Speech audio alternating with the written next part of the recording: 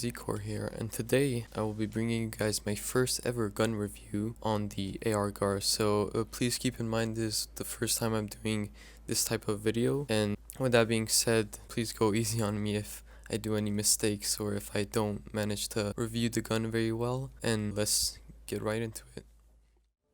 So the AR-GAR is the assault rifle counterpart of the very famous and beloved Garota sniper rifle.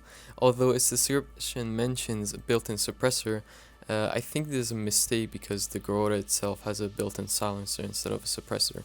Hence why it is called the silent cancer. The AR-GAR is available for purchase directly in the shop at all times for the price of 41,000 Warface dollars, but I do think you need to be at least level 13 to do the purchase.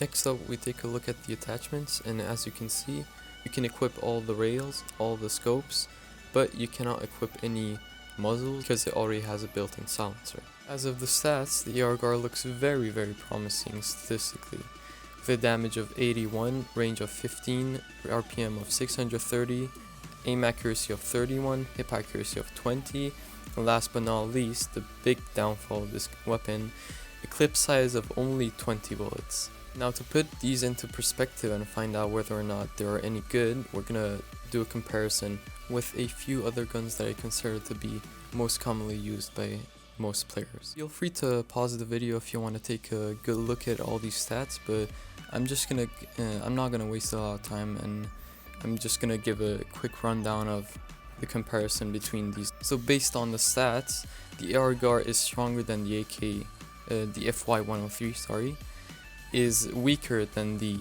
R16A4, and is about the same as the T27. But then again, these are only stats, can't really use these as a reference to judge the gun. Now there's also two other very important stats that are not mentioned in the information of the guns, so we're gonna take a real quick look at them right now. First off, we have the reload times.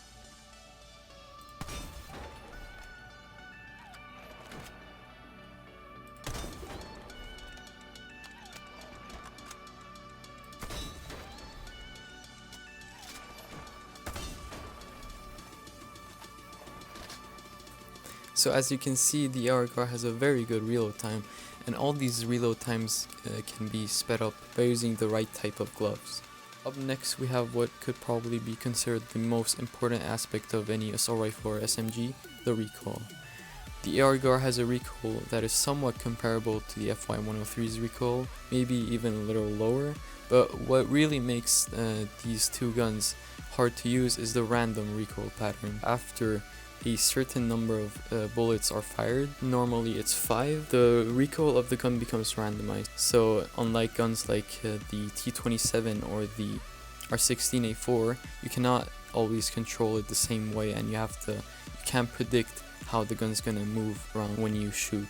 The best tip I can give you to overcome this random recoil pattern is to either fire your weapon in short bursts of 5 to 6 bullets, or just half fire your gun whenever you're trying to kill a target.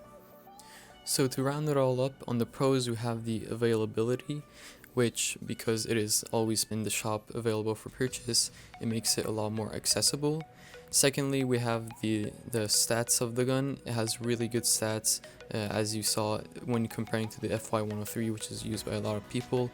It has better stats overall. And lastly, we have the built-in silencer, but it is really important because unlike normal silencers, it improves accuracy, which we're talking about hip accuracy, and it eliminates sound without decreasing damage. So you can both use the sound elimination to be stealthy in the objective-based game modes, and you can use the improved hip accuracy to perform better in close quarter combat. As of the cons, all that comes to my mind is the relatively high recoil and the random recoil pattern, as well as the low bullet count, which will make it more difficult to take out multiple targets at once. So I definitely recommend any of you who can afford it to purchase this gun, and that's been it guys for this review of the AR-GAR. I hope you guys liked it, and I'll see you guys in the next video. Goodbye.